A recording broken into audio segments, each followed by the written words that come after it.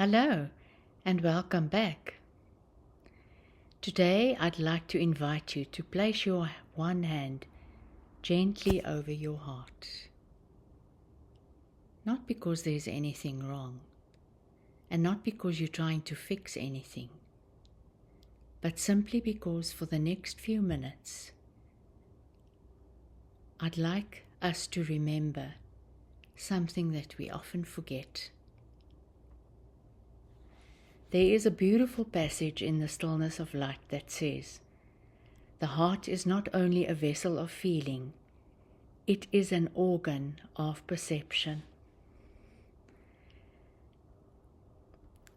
When I first began working as a therapist many years ago, I believed that healing was mostly about knowledge.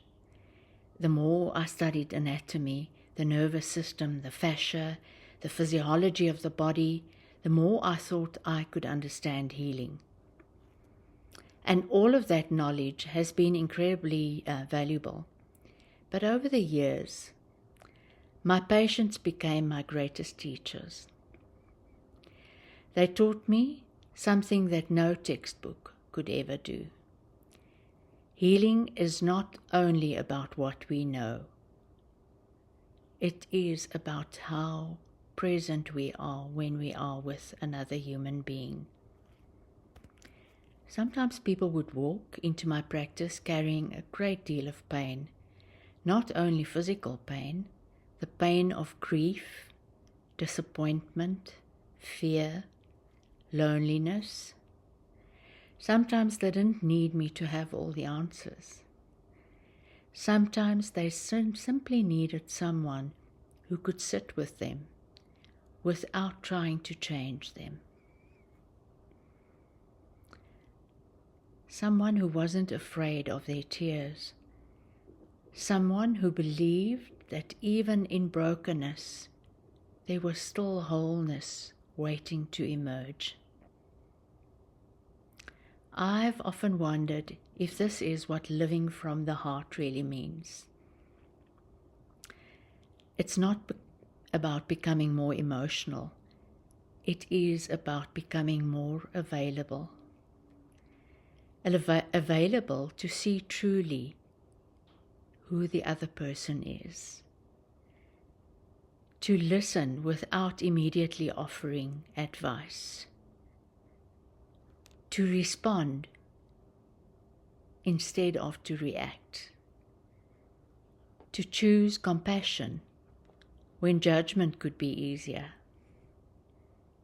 We often think that the opposite of fear is courage. But I wonder if perhaps the deeper opposite of fear is not love. Because fear causes us to close. Love allows us to remain open. Fear wants certainty. Love is willing to trust. Fear separates, but love connects.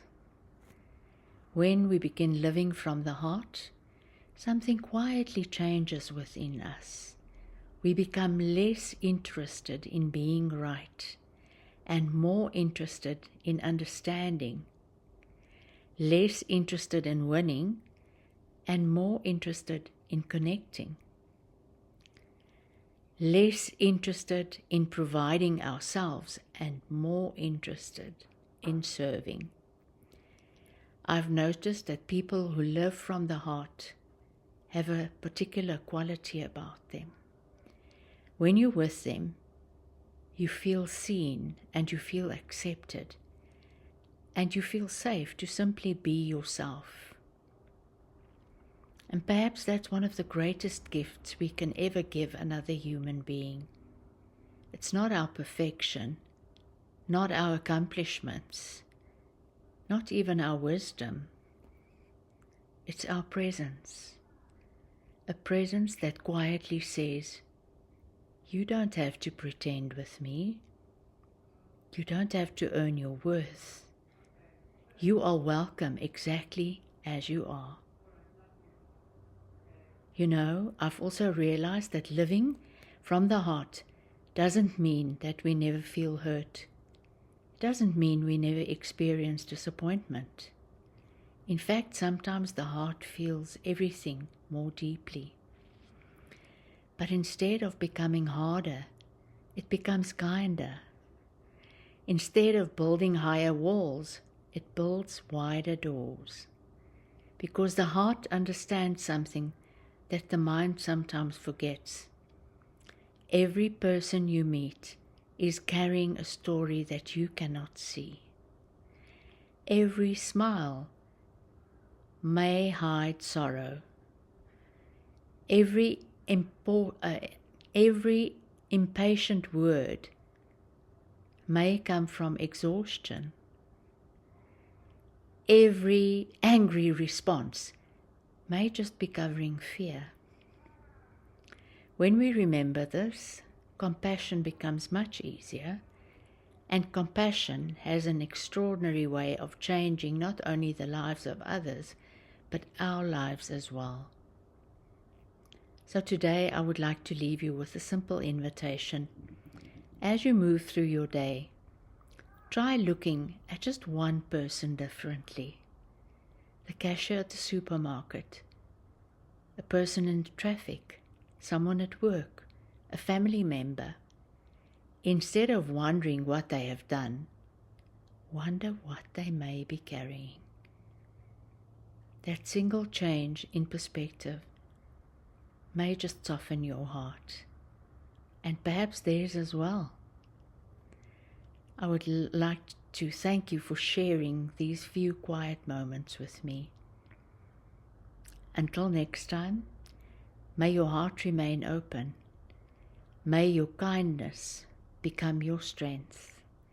And may the love you offer return to you in ways that you never expected. Remember, the mind may still notice divisions, but the heart perceives only unity. I'm Renee Geldnys, and this has been another reflection from the stillness of light. Until next time, take care of yourself and of one another.